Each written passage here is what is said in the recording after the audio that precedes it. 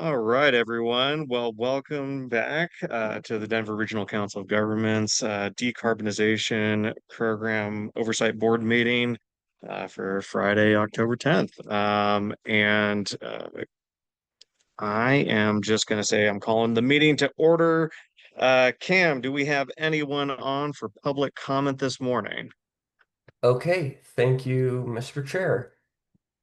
I will give it a moment. If anyone has questions or comments, please raise your hand. Okay, seeing none, back to you. All right, thank you, Cam. Robert, thank you for getting me a script this morning. I'm winging it off here, and Dr. Cogstaff, it's good to see you all again. Um, any of the board members on this morning have any comments, notes, updates to any of the previous meeting summaries or anything like that that you wanted to make? Seeing none. Yes. One announcement on the change to the in-person meeting schedule. Robert, did you want to say anything or you want me to just read it? Go for it, Mr. Chair.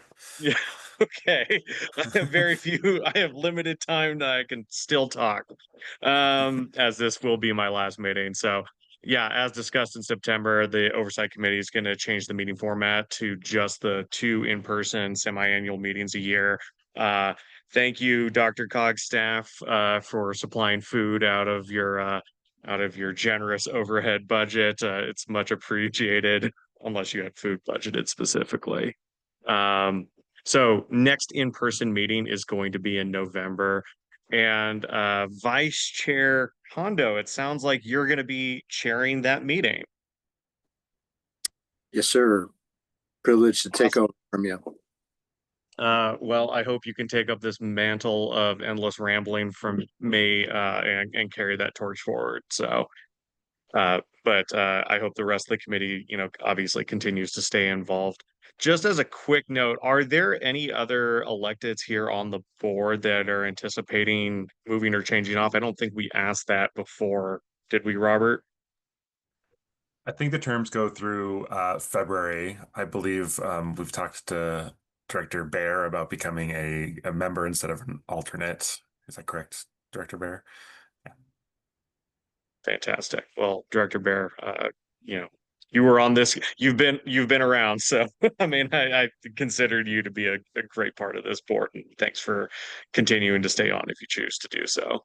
Well, I appreciate that and thank you for your leadership. Yeah, well, you know, uh, endless talking is my expertise. Yes, Director Spear. Hi there. I'm sorry, I'm in transit to my computer. I am up for re-election on November 4th, so I'm hoping to be re-elected. And if I'm not, you guys all have one more spot to fill.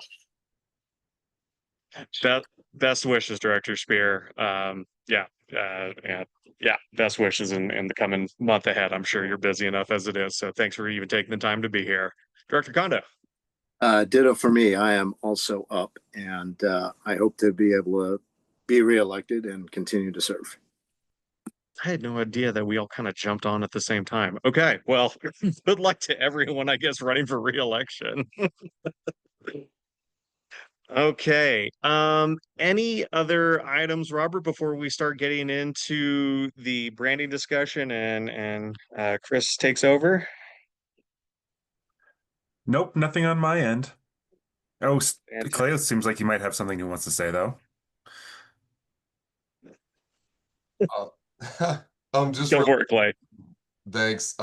Just a real quick call to action. If you want to share with your constituents, and I see Randy, you're on the call, so this is 80% for Randy, 20% for everyone else, but please share. But we're gonna be hosting two stakeholder engagement sessions with Dora to discuss the risks and benefits of what a statewide HVAC license would be.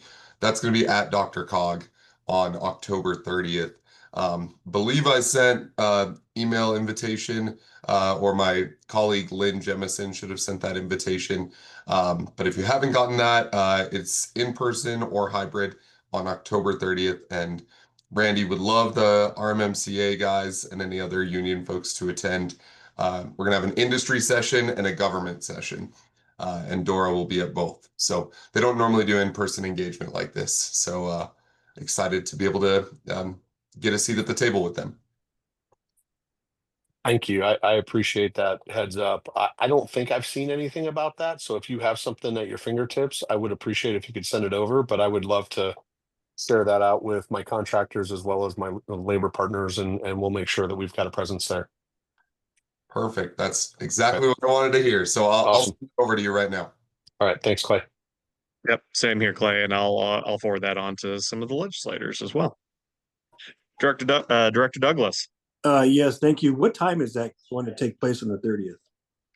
So the industry session will be in the morning from 9 a.m. to 11 a.m. and the government session will be in the afternoon from 1 p.m. to 3 p.m. Okay, thank you. You're welcome.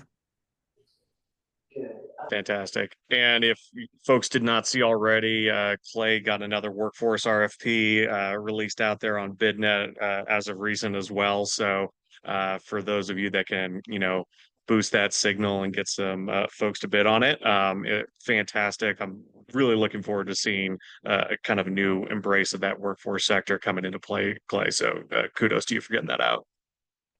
All right. With that, we are going to just go ahead and turn it over to Chris Selk. Chris, take it away. Thank you so much, Chair Barr. Can everyone hear me okay? I was having some audio problems. All right, thank you. So good morning. As a reminder, I'm Chris Selk, Program Manager for Communications for DRCOG's Decarbonization Program, and I have two very special guests here with me this morning that I'm excited for you to hear from. Carol Quinn and Darren Allison from Karshhagen, whom we contracted with earlier this year to lead marketing services on the program.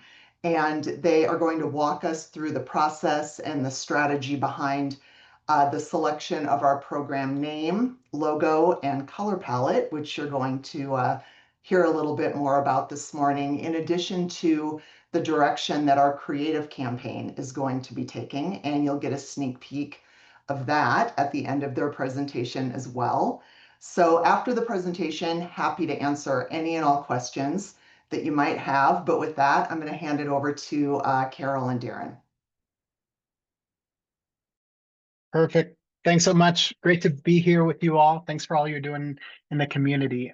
I'm Darren Allison, the Director of Strategy at Karshhagen, and Carol is joining me. She's a Group Account Director at Karshhagen. As Chris said, we were hired as the agency of record to help brand and market the DRCOG new decarbonization program as part of the federal grant. We couldn't be more excited. We're passionate about the cause, and being able to be part of it, help the community, is just a huge part of what we do at Karshhagen. Karshhagen, if you haven't heard of it, we are a Denver-based creative strategy and media agency. We've been around for a while, since 1977, and we've had the pleasure of working with a lot of Colorado local businesses, government entities across the state. And as Chris said, we are going to talk to you about the brand that we're developing, sharing the progress and process on the first phase of the work together. One of the first things that we needed to do was find a way to describe the program that didn't use the word decarbonization, because while accurate, it was very clear that not everyone understood it. And more importantly, it didn't resonate emotionally with people, which is hugely important as we're trying to change perception.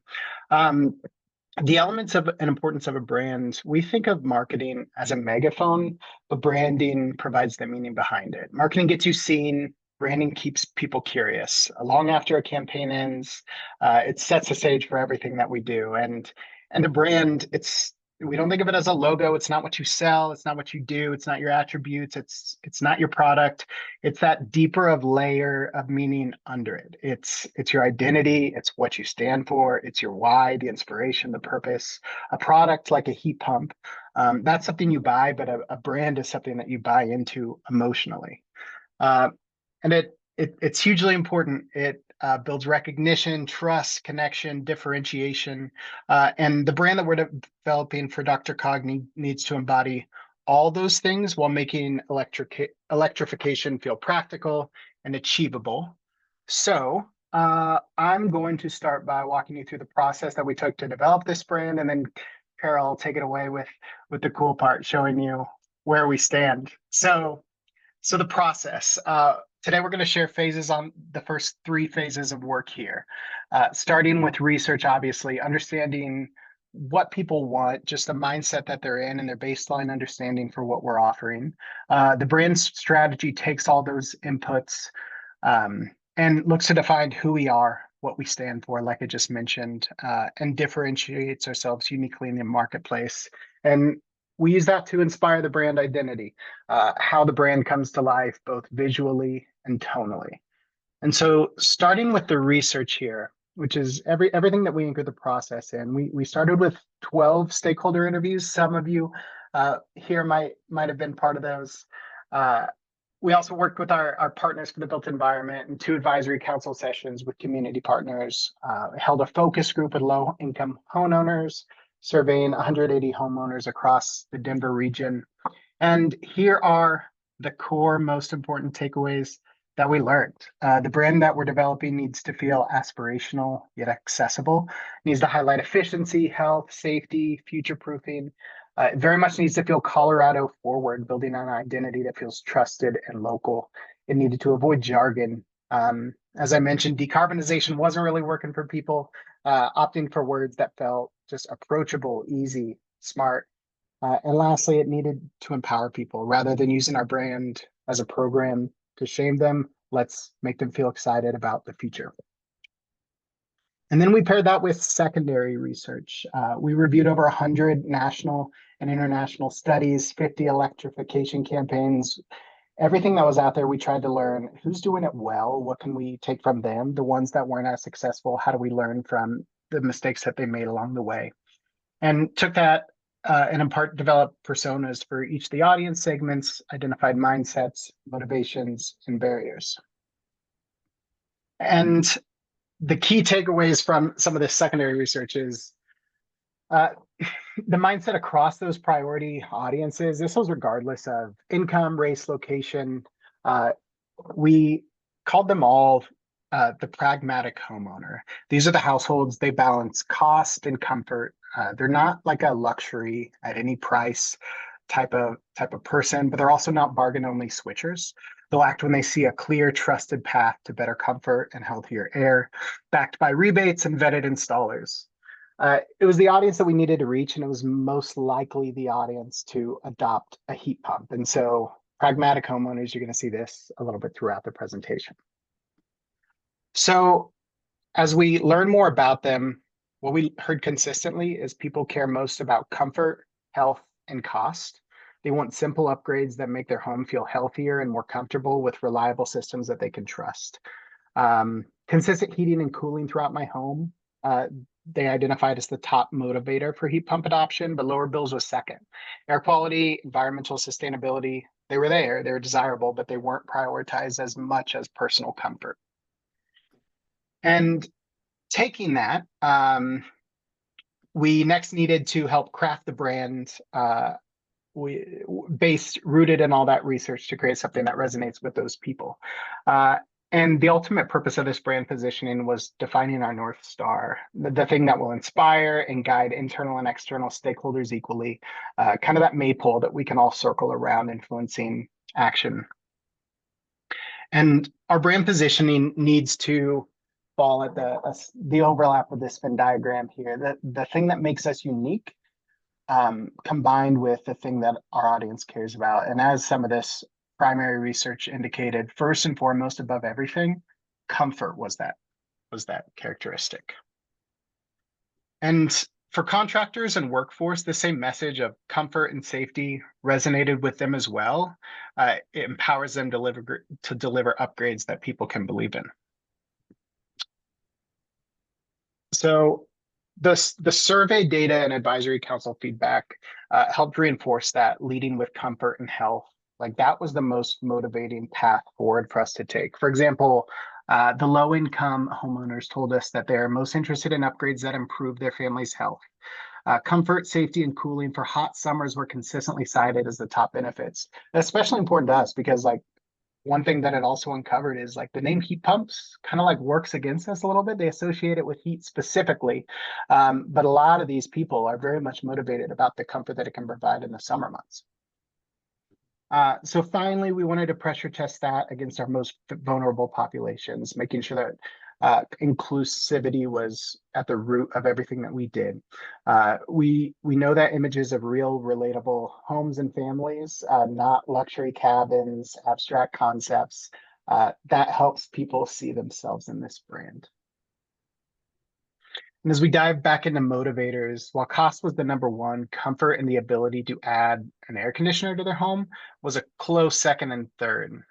So with this research, messaging testing that we did in mind, we helped build out a full brand strategy that will guide internal and external communications. And this is what we landed on. It speaks to the audience, that identifies the benefit to them and communicates the offerings that we can provide. You see NewCo here.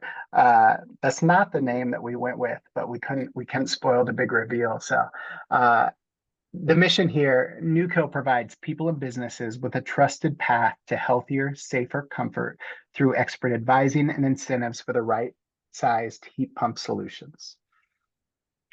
And that inspired the brand vision, powering better buildings, stronger communities, and quality jobs for Colorado's energy future.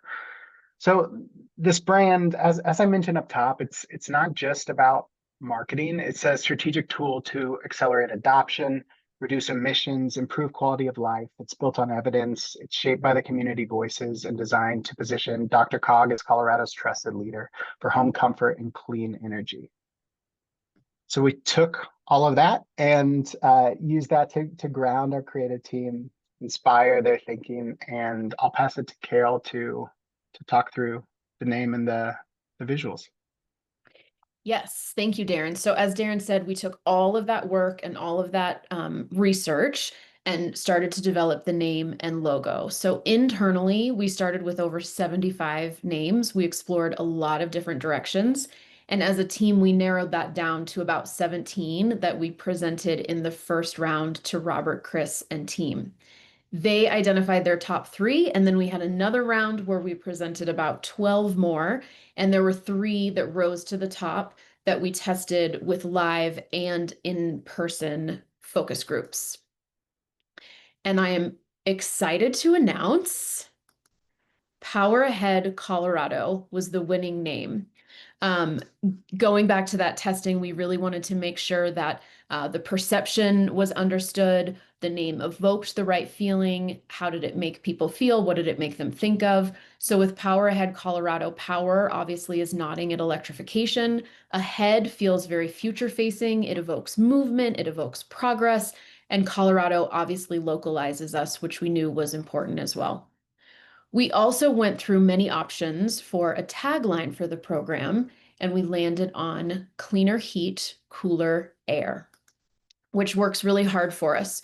You can see this breakdown and how it hits on some of the key components of the program and of heat pumps that we want to emphasize.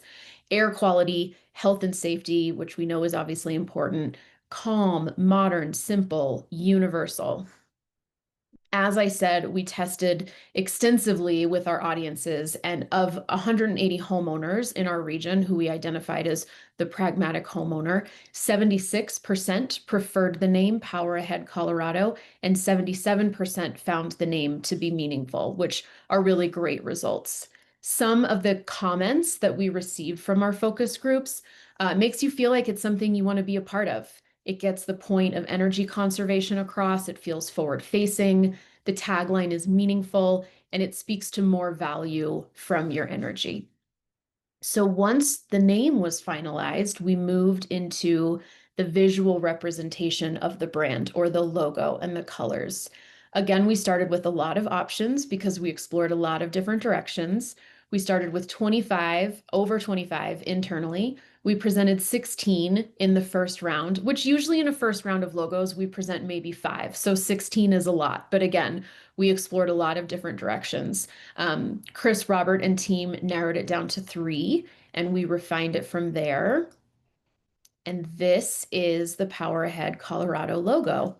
Again, we're leaning into the forward motion with the arrow. that emphasizes the future, it emphasizes powering ahead, and then there's a subtle nod to the sea in the Colorado flag. The gradient represents movement. It has a really nice feeling of dimensionality. We're showing it in 2 colorways here. And when it came to defining the full color palette, we started with the DRCOG colors, which is all of this, because we wanted Power Ahead Colorado to clearly have its own identity, but also draw some inspiration and consistency from the DRCOG brand. So this, again, is the DRCOG color palette, and this pulled directly from it is the Power Ahead Colorado palette. We're really leaning into cool tones, but still ensuring that there's warmth. I'm sure you all know that the climate and energy space is heavy with greens and blues, so we didn't want to deviate too far away from that recognition, but we also wanted to use some unexpected shades so that we're really standing out in the space. I'm also excited to share a sneak peek at the very initial mock-ups of what the consumer campaign will look like. Emphasis on initial and mock-ups. So these are just comps, which means the images and copy aren't necessarily final, but directionally, this is where we're headed. So this is how a billboard could look. We are using illustration, which allows us to play with the scenes a bit and be a little bit more imaginative and whimsical. We're definitely going to develop a series of images to use across tactics so we can show different landscapes. Some might be more city focused, some might be more mountain focused, as well as showing a variety of styles of homes so that we're able to be representative of all of our 8 audiences. We'll definitely still have some inspirational and aspirational notes to it, but definitely want to make sure that everybody feels like they could see themselves with a heat pump or working on a heat pump. And here's how a bus shelter might look. So we're really excited about this. It's really going to stand out both in this space and in the space of the world that is advertising in general. We have done an immense amount of work over the last 5 months with Robert and Chris and team, and we have a lot ahead of us. So just a snapshot of what's to come. We are going to continue testing and reviewing the creative concept to ensure we're really hitting the mark with the messaging and tone. We're evolving our reasons to believe so that we can support those emotional benefits. The emotional connection is super important. We're developing the paid and earned media strategies so we ensure our message is being heard by our audiences, which is obviously the most important thing. We're refining that creative campaign and getting into production, and we're going to launch in January 2026, which is sooner than anyone would like to admit, if we're being totally honest about that. So, any questions, comments?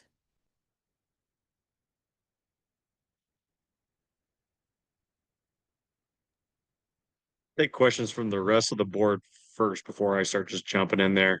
Director Bear. Yeah, thank you. Thank you for this presentation. I did get to see it on the work session the other day. I'm just curious when this will go live and when people will start heading to powerheadco.org. Yep, mid to late January is what we're looking at. We don't have a specific date nailed down yet, but it'll be January. So it'll the website will go live and everything will kind of happen at the same time. So Carol, if I could hop in on that, Director Bear, great question. We're working with ImageX Media, our website developer right now. We plan to go live with what they call an MVP, which is a minimum viable product, mid-December. So we'll be we really just want to be able to start driving people to the website even in advance of the overall campaign launch in January. To get people acquainted with it so we can build that baseline for conversions, unique impressions, all of that. And then the final version of the website will be coming online early spring. But yeah, so the website will launch slightly before the overall advertising campaign, but that's our schedule right now. All right, great. Thank you. Yeah.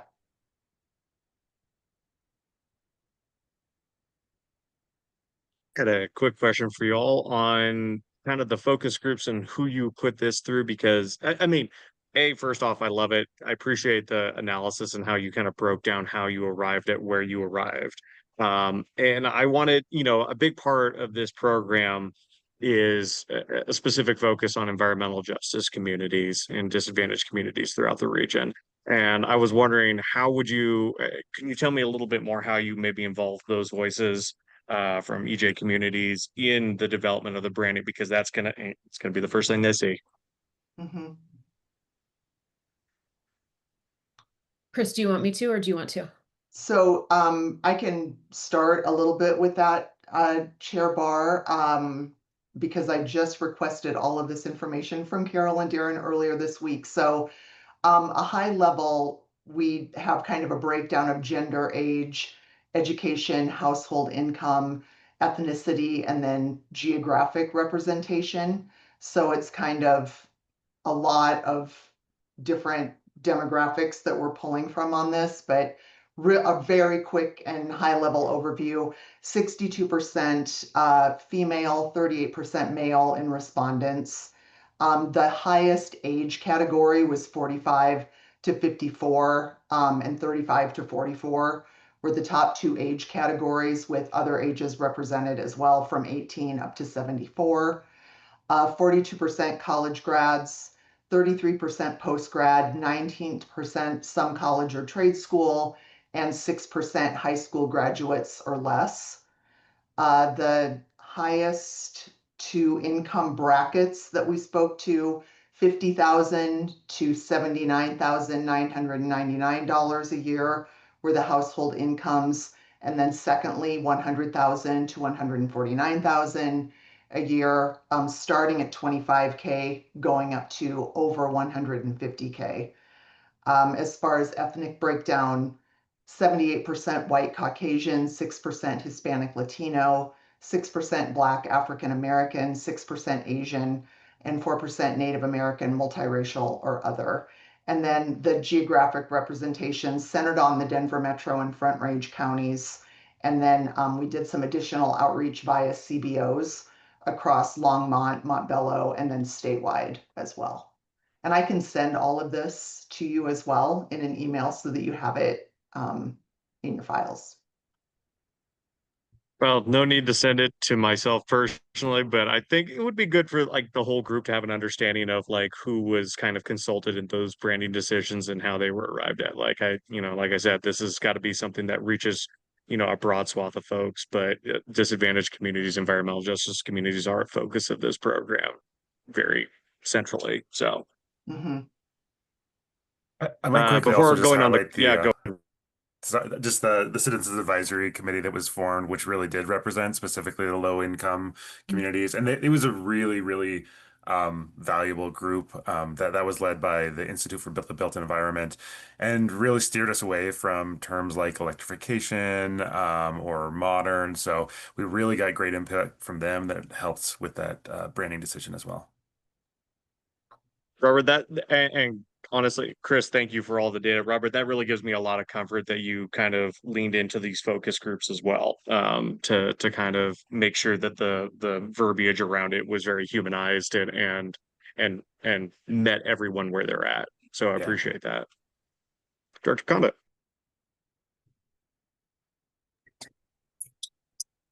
Apologies, I'm in an RV next to an airport, so actually the strange irony is I'm in a place where I'm considering getting solar put on my RV. So, but my question, 2 points. One, a comment first and foremost. I appreciate the color scheme being in alignment with DRCOG and obviously the color choice, especially yellow. My sense is that will really grab the eyes of the audience members and the public. And my second and my question is that if I recall, Colorado received $50 million, the state, to do their decarbonization electrification effort. And I'm just curious as to whether they have their own branding campaign, or have we kind of gotten a feel for how are they going to get their word out, or are they going to ride on our coattails? I don't know, but I just thought I'd ask that question. I could probably take that one if that's okay, Director Barr.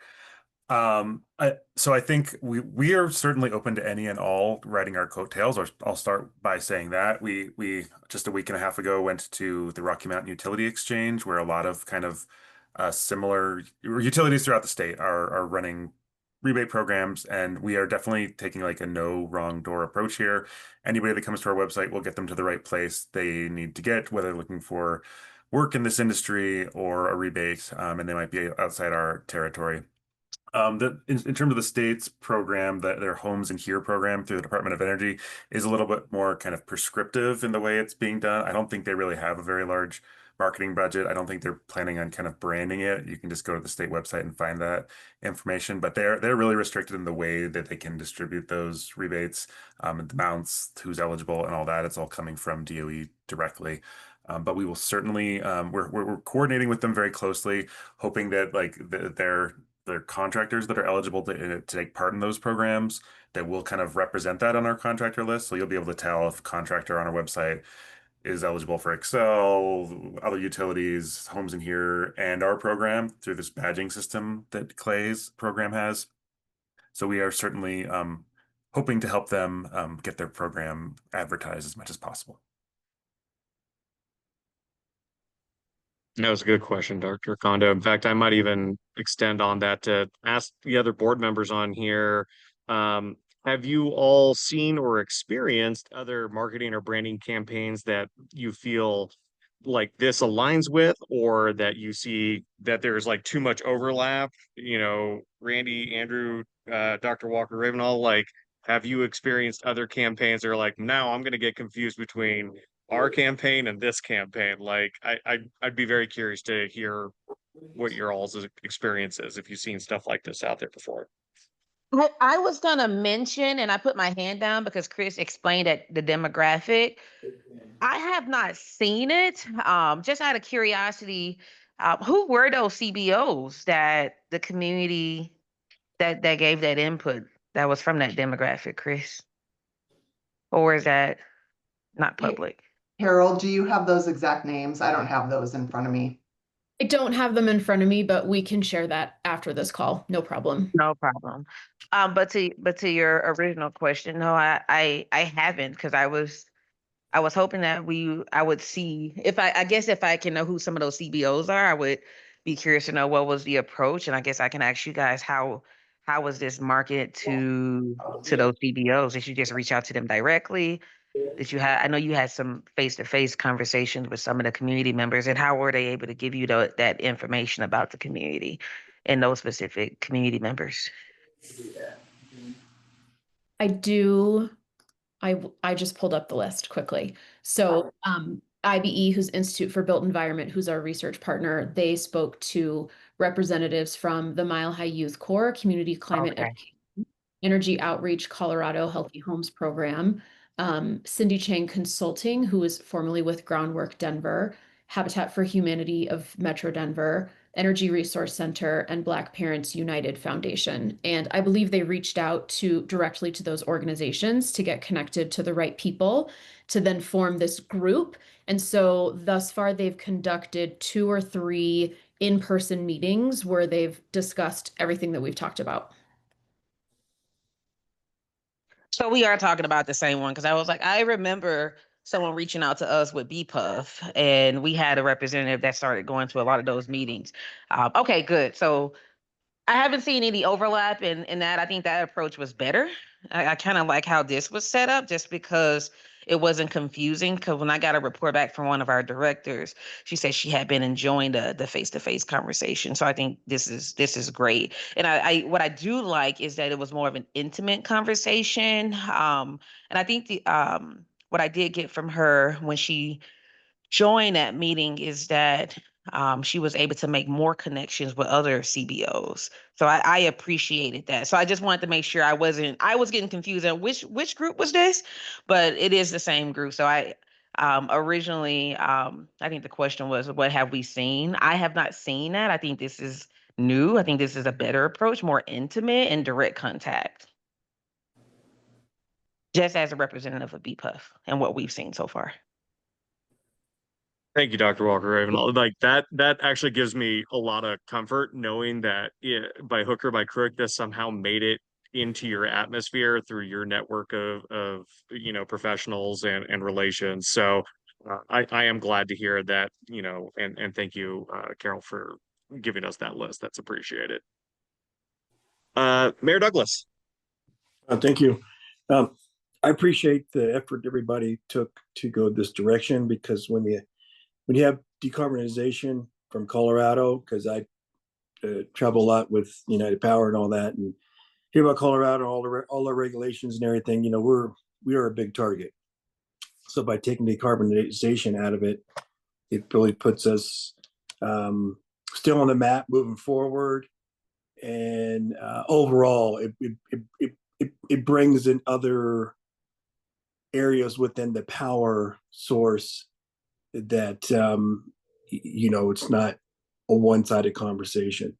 So I do like the colors, how it represents, and I think this is going to stand out, gives people hope, because right now people need to be thinking about in themselves, but our air, the way we move about and breathe, and folks who have been without the need of inside their home. It's our earth is heating up. I mean, look how many warm days right now we've had in October. I keep thinking, is this August or September? So I do like the messaging, and we did get a taste of that last month, and it's nice to see the background and how this all led up to this. So I appreciate everybody who's brought this forward. Thank you. Go ahead, Clay. Yeah, this is just a comment about earlier, the Colorado Energy Office and their CPRG program. My understanding, and even based on their website, which I would share a link if the chat was open, but I think they're sticking with kind of their government branding, and it's going to be kind of a government funded program, whereas our approach, it isn't going to be seen as a government program, is I think the intention. There'll be some powered by DRCOG language so people will know, but like, we don't want this to feel like a government program, is the understanding I've gotten from Chris and the team. Whereas the Energy Office, it will be a government program, and there's, it's methane reduction. There's some large scale building decarbonization for benchmarking, the impact accelerator that's congruent with Greg's program, but I don't see a lot of overlap, and they're not rolling out a new brand, is my understanding as well. Appreciate that, Clay. Andrew. Hey, good morning, everyone. I think, we, to Mayor Steve's, kind of point here earlier, like, I love that we got a kind of a preview at our previous meeting, and it's great to see where we're at right now. Excited to see that this is going to be rolling out in January. That's a very aggressive timeline. So kudos to the whole team to kind of keep this ball moving forward. From my standpoint, I don't see a ton of overlap. Like, I know that there's a number of different things that we're doing here in the community. Clay, I thought that was a great example. Just talk about how some of the government, more sponsor type program, this feels more authentic, if you will, especially Colorado specific. And we've done a lot, Excel Energy, and I'll just put my Excel hat. We've done a lot of these type of things to help us influence some of the programs and some of the programming we're doing to make sure that it's accessible to our disproportionately impacted communities in particular. And I think that that's always a great way to just make sure that we're having a two-sided conversation instead of just building this behind the scenes and then just trying to push this out to it makes it feel like it's a one size fits all. And that's not how Colorado is. We live in a state that's very diverse. And I think we need to make sure that we have flexibility, not only in our communication, our marketing, but also the folks that we are having conversations with. I think those CBOs that you recognize, I think that's a great opportunity to use those. I'll just share that we have a great partnership with like the LCFC team in particular. We've used those guys to help us really get into our communities, make sure we're grounded in the grassroots and hearing from our community members on what actually works from them, particularly for our residential programs and things of that nature. So be curious to just see as you keep those going, what that feedback looks like, especially as we kind of get this launched in January, and just keeping that cadence of CBO meetings to just make sure you have that continuous feedback loop. But not seeing a ton of carryover or like crossover from a campaign perspective, but I think this is great inertia, and I think we just keep it rolling. Fantastic, Andrew. Yeah, that was kind of what I was looking for, making sure we didn't accidentally just replicate or duplicate something else that was out there with just a slightly different color palette. So I'm glad to hear it. Yeah, Robert and Chris. I'll hop in. I just wanted to acknowledge that we're very aware of Excel's kind of awareness campaign, their Get Pumped for Heat Pumps campaign that's out there. Definitely look at that as like complementary. We're really just driving awareness generally of this technology. So really excited. There's going to just be a ton of information and billboards and ads about heat pumps between both of our programs. And then Director Holder, I just wanted to mention quickly that we're also coordinating with Carolyn Virgil and others on the community engagement side, so that we're not duplicating and kind of overstressing CBOs by hitting them up on all fronts. So really hoping to coordinate with Xcel Energy on our community outreach and working with CBOs throughout the region. I appreciate that, Robert. I actually just had a conversation with Carolyn and Iffy Jennings, for those who are aware of Iffy Jennings, on our strategic outreach and advocacy team. So we had a great conversation here yesterday afternoon to make sure we're kind of aligned on we're not double tapping some of our CBOs like that. So Robert, I think that, to your point, I think they're going to be I don't think that they're different color palettes doing the same type of initiative. I feel like they're really all going to be very complementary of each other and very supportive.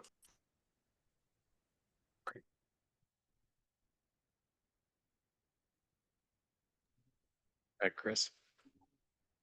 Thanks. And not to pile on to what Robert said, but Andrew, I also really appreciate those comments about Xcel. And I want to comment too that we are part of, obviously, the Partners in Energy community. And my group specifically is working really closely with PI as far as stakeholder mapping, making sure we have as robust a list as possible of community-based organizations that we can let know about our subgrant program, which is $2.2 million of earmarked funds that will go directly back to CBOs in the form of grants to help us with that community engagement. So just wanted to comment too, for your visibility, that Partners in Energy has been a great resource and help to us as far as our community engagement goes. I appreciate that. And maybe this is just selfishly for me, but it's just great to hear all the different tentacles and how we're all working together on a lot of these different initiatives. Gives me a lot of pride for Xcel Energy, but it's also just a great way to keep this thing moving forward. So thank you, Chris, for those comments as well. All right. Well, thank you guys for all your feedback. I really appreciate you all kind of bringing in your different perspectives from where you're coming from. This is kind of one of those pivotal parts as this program gets launched, and it's going to be very wide and exposed, and I'm excited to see it move forward. So Carol and Darren, thank you guys again. Any other last questions for our friends at Carthagen before y'all are welcome to hang out and hear about the CCAP program, but before we let y'all go? All right. Well, thank you guys again. Appreciate your time and effort and the research you put into it and the folks that you spoke with. And Chris, well done on fostering this moving forward. All right. Now I'm going to be turning it over to Robert. Robert's going to be talking to us about the DRCOG Comprehensive Climate Action Plan, kind of the general part of our business as DRCOG, but obviously intersects with, the work that we're doing here. So yeah, Robert, go ahead and take it away. Thank you. Actually, one quick thing I wanted to mention while we're staying on branding. We are proposing to rename this committee, instead of the Regional Building Decarbonization Oversight Committee, to the Powerhead Colorado Oversight Committee. It rolls off the tongue better. It's just better. I don't think I need to explain it. It's way better. So if you're all happy with that, we will call that ourselves the Powerhead Oversight Committee moving forward. All right. And then I know you all mostly signed up here for buildings. You're getting a little extra credit today, but the climate planning work that DRCOG has been doing really was the foundation of what led to our building decarbonization program. So we are nearing the end of our planning work through the EPA grant, and I'll just discuss where we're at and what next steps are. So a reminder, as part of the CPRG program, the Climate Pollution Reduction Grant program that led to our implementation grant, we were awarded a $1 million planning grant. The DRCOG board unanimously accepted that award on April 19th, 2023. And with that grant, we were able to hire Maddie Nesbitt, who's on leave right now, for the full four-year life of the grant. We have about 2 years left on that grant, as well as Lotus Sustainability to help us with the technical work and public engagement. The geography for this planning work is a little bit different than DRCOG's normal geography. We were required to do it for the entire metropolitan statistical area, which is the area in pink on this map. But we wanted to include our entire region, so Boulder and Weld County opted to take part in this planning work, so we're included. So we are doing the planning work for this expanded blue area. So there are 3 deliverables. The Priority Climate Action Plan, or PCAP, was submitted in April 2024 after DRCOG board approval. This product, the Comprehensive Climate Action Plan, is kind of the next step on that planning effort, which is due on December 1st.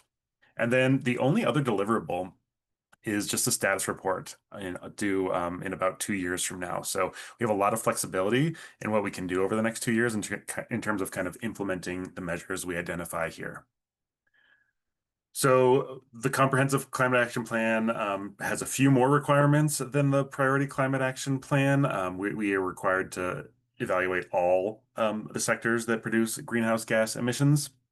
The previous plan really focused exclusively on buildings and transportation. We've expanded that a little bit, but kind of stayed within DRCOG's bounds as well, recognizing that we don't have much we can do in the kind of power generation space or less work on the working lands space. And then the other kind of big addition is the requirement to have emission reduction goals, which I'll talk about in just a second. We did a lot of stakeholder engagement. A lot of it was the stakeholder engagement we did leaned into the work done for the Priority Climate Action Plan. We did hold 2 additional public virtual meetings, as well as forming a waste working group. There was a lot of interest from our stakeholders in creating some new measures for the waste space. It's a space where local governments really feel like there is a need for regional collaboration. So they were a very active group that met about 5 or 6 times to talk about regional waste issues in the climate space, as well as identifying new measures. A reminder that this is our greenhouse gas emissions inventory. Really heavily focused on buildings and transportation, obviously. Waste and wastewater treatment are about 1% combined. Oops. What we are proposing for the greenhouse gas reduction targets that we're required to define is to align with the state of Colorado's already aggressive greenhouse gas reduction targets. So that would be a 65% reduction from a 2005 baseline by 2035 and achieving net zero by 2050. It feels like our role as DRCOG, especially given kind of our limited policy levers, is really to just partner with the state and help them achieve their goals. So a reminder that there is nothing in this document that creates requirements for our local governments. This is very much like a MetroVision or other DRCOG plans that is really voluntary, interconnected strategies that really become like a toolkit and resource for our local governments to help achieve these policy goals or these goals. And we really did focus these measures on sectors that DRCOG can effectively impact, and as well as things that DRCOG can actually implement. All right, so I'm going to talk about the measures. The measures identified in the plan are focused on specific actions that can reduce greenhouse gas emissions in our region. So for the building space, we did not add any new measures. The Priority Climate Action Plan really did kind of comprehensively address the building sector, and we are very fortunate to be implementing that work, as you know, right now. So those measures, as a reminder, were the Low Income Decarbonization Program, Energy Advising Program, Rebates and Incentives, and the Building Policy Collaborative. Again, all these programs that we are actually implementing right now. They are also supported, even though they're not directly called measures, we call them supportive measures, which is workforce development and communications or community engagement. In transportation for the PCAP, we had 2 measures already. The expansion of the regional bus rapid transit network. Again, that work is happening right now. Very exciting to see those first stations pop up on Colfax. And then additional funding through DRCOG's funding mechanisms to active transportation. The 2 new measures we added were kind of an expansion of the transportation demand management programs that DRCOG already runs as a just providing additional funds to those so those programs can be larger and more successful, reducing drive alone trips and hence reducing greenhouse gas emissions that way. As well as DRCOG potentially having a role in expanding clean transportation infrastructure.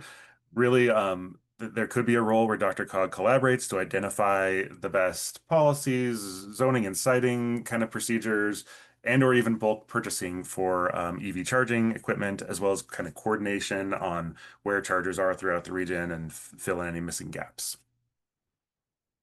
Oops. For waste and wastewater treatment, as mentioned, it is a relatively large or small portion of our greenhouse gas emissions overall. However, it's still a very important sector to address for local governments. Colorado is well behind on our diversion rate of waste compared to the national average. We only divert 16% of our waste. That's for like recycling or compost, where the national average is 32%. So lots of work to do here in Colorado. And the 4 measures kind of identified really do focus on kind of regional collaboration. That very active waste working group was very interested in kind of continuing to do this work and kind of get into the weeds, not just kind of propose these measures. So a regional waste planning collaborative was proposed. So a place where DRCOG's jurisdictions could get in the same room and kind of tackle the issues together. From that group, policy recommendations could be kind of developed and proposed, very similar to what's happening with Greg's program in the Building Policy Collaborative. There's space for collaboration and coming up with best practices together. Similar to Chris's program, there's space where regional education and engagement could happen from the waste perspective, really focusing on helping the public understand how to divert waste basically and what their role is in reducing emissions from the waste sector. And then finally, an opportunity for public-private partnerships for circularity. Again, positioning DRCOG as a resource hub for waste-related incentives and partnerships.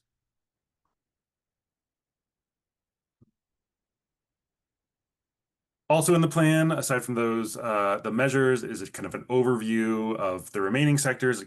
We're not proposing any measures for the remaining sectors for industrial or working lands or power generation, because we don't feel like DRCOG really has the ability to work there. However, there's always space for us to advocate for policy. There's a benefits analysis. So what are the kind of qualitative benefits of these measures aside from the greenhouse gas and other emissions reductions? There's a big chapter on workforce analysis, very similar to what was in the PCAP. That was very well received by EPA. Thanks to Clay and his former team at Denver for really helping us to have a really standout chapter on workforce analysis. And then an analysis of how our measures and the plan will affect marginalized communities. We are deep into graphic design right now. The Priority Climate Action Plan pretty much looked like a Word document. We did not have time to doll it up. We're very happy to be working with an amazing graphic designer, and we're at about 95% completion with that graphic design. This is a little bit old, but this is kind of the general direction. We really loved this kind of theme, again, using DRCOG's style guide and colors. This theme kind of reminds us of maps, kind of like retro maps, but it feels cool and modern and a little bit future thinking too. So the theme is kind of navigating our shared future together. Just to flip through some of these so you can get a flavor for how the document will look. We're hoping to lean really heavily into kind of maybe not so much tables, but dashboards like this on the left here, so that folks that are skimming through the document can really get impressions quickly and understandings without having to read all the text. Lots of images throughout, and that's the graphic design. So what is next? The full plan is, yeah, so we are about a week and a half away from needing to have this thing complete so that we can present it to our board at their special work session on November 5th, hoping so that they adopt so that we can submit to EPA by December 1st. And then this grant continues for 2 years, and we really do have the opportunity to kind of continue DRCOG sustainability work even outside the Power Ahead Colorado program. Maddie Nesbitt will be working for us for 2 years, and she'll have a lot of capacity to kind of help play a utility role on the building side, but also for us to kind of reconvene with our stakeholders and evaluate how can we use this resource over the next 2 years to keep that waste working group going, or to do something in the EV space or others. So lots of opportunity there. We're really excited about it, and really just generally trying to capitalize on this very unique opportunity as a MPO or a COG to take a bigger role in the space of sustainability. There's kind of been a natural organization already happening throughout the region, a recognition that collaboration with your peers in this region is really the best way to make progress in this space. So just happy to have DRCOG kind of continue work in sustainability. And with that, happy to take any questions.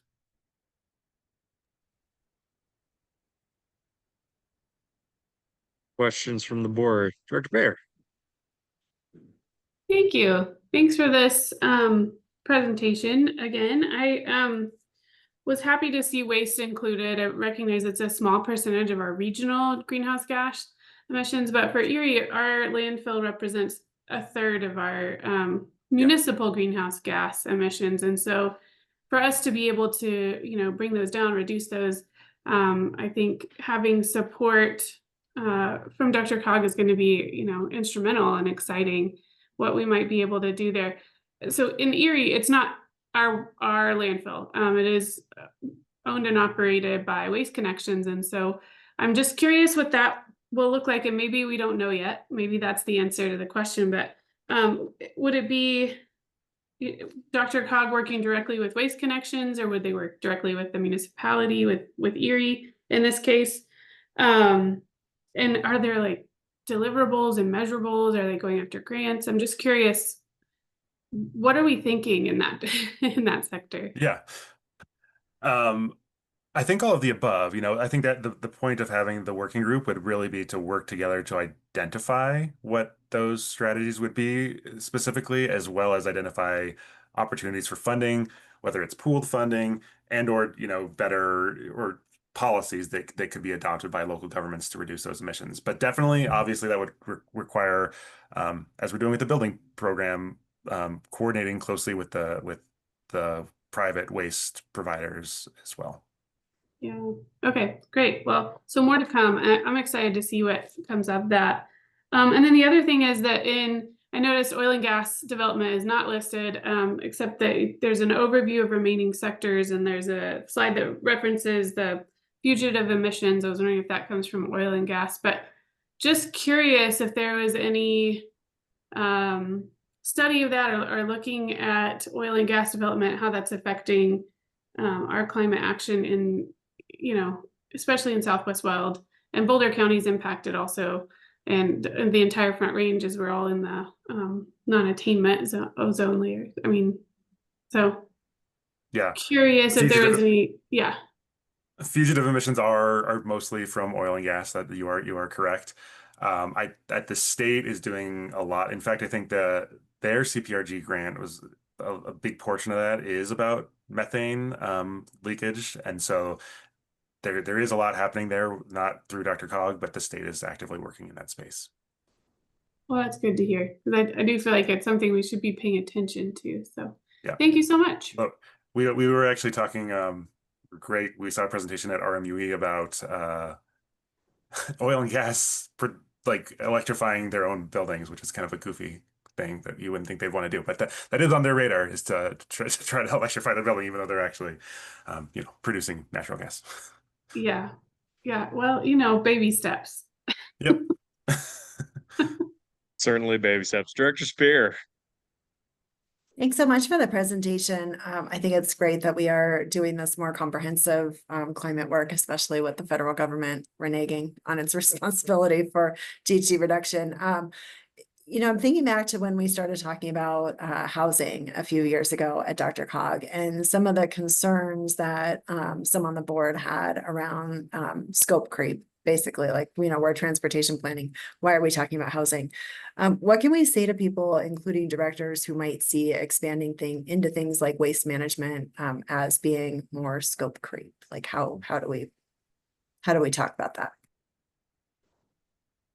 Oof, that's a tough one. I mean, cogs are weird. It's really up to the board what we do, right? And so I think the answer is our local governments, who are the board, right, have identified this as a regional need, and there's really no better organization to do that than DRCOG. We were meeting with somebody from the Northwest COG at the utilities conference, and I was astounded at the amount of things they do. They're still doing fire trainings and elevator, like DRCOG used to do, as well as a whole slew of things. So really, it's up to the board to define what we do as a COG, and I think that comes from a recognition that DRCOG is the best organization to help all of you all out and implement these things that are important to your local agencies. Yeah. Can I offer a little bit of just thoughts and feedback here? Is that all right? Always, please. Okay. Thank you. Yeah. So I mean, I think about this, especially given the marketing presentation that we started off with, right? Yes, lowering greenhouse gas emissions is a regional need, right? Cleaner air is a regional need. We really, many of us are dealing with air that is just terrible many days of the year. And so it makes me wonder about framing as, this is a regional commitment, but also similar wording, right? Cleaner. We're looking for comfort. We're looking for healthy, right? These kinds of words, if that's how a way we might frame it, because I am concerned that people are going to push back on this a bit.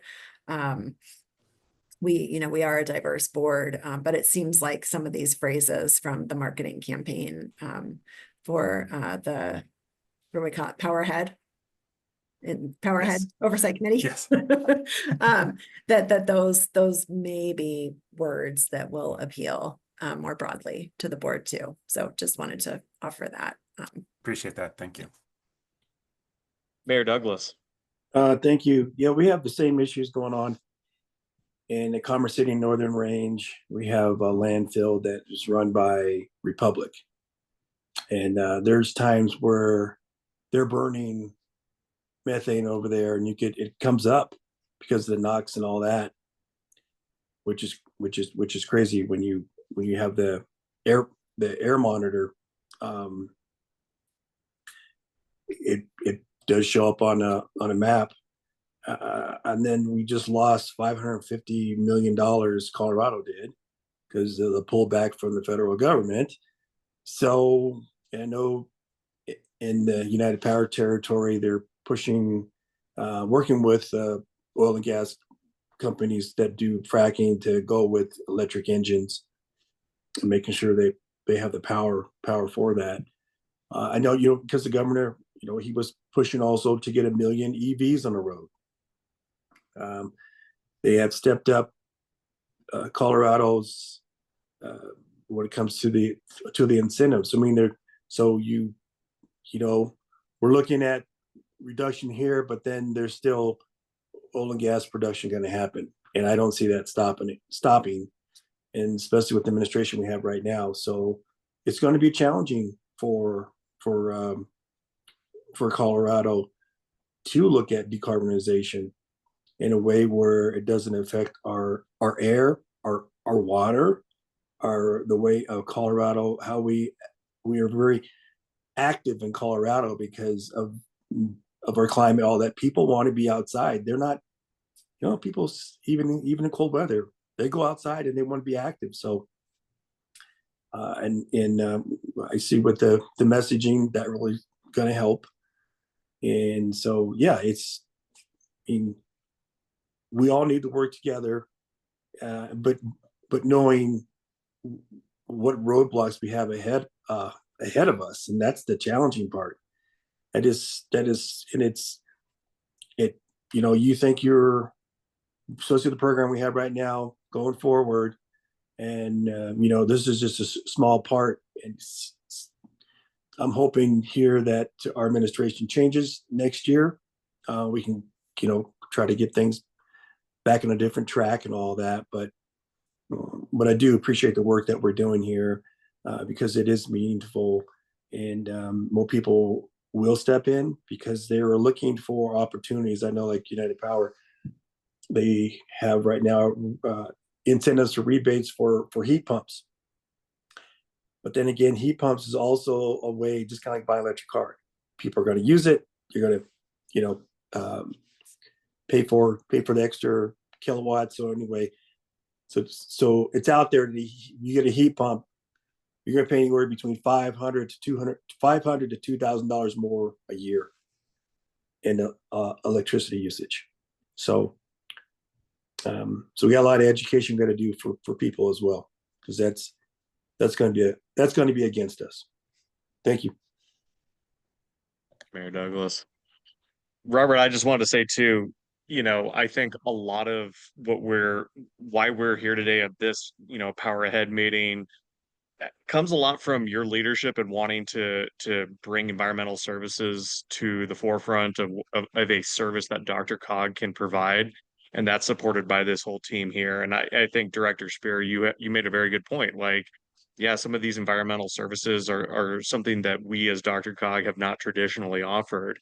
But I will say, I work with a number of different COGs across the country on water, wastewater, waste management, other types of services. And as we see federal dollar opportunities decrease, either as pass through or as grants, it will be incumbent upon economies as robust and as large as ours to be able to sustain these things. And I think Director Baer and Mayor Douglas, you all just identified, hey, we have very real things that are happening in our community with solid waste management. And I will say, my own community, we are now embarking on our sub-regional solid waste management planning as well. But it does take the effort from all of us and the persistence. So I hope, I guess is kind of my final words on this oversight board is that you all continue to push the rest of our DRCOG board in the coming years to say that this is not only is this normal, right? This is not something abnormal to what a COG or an MPO does,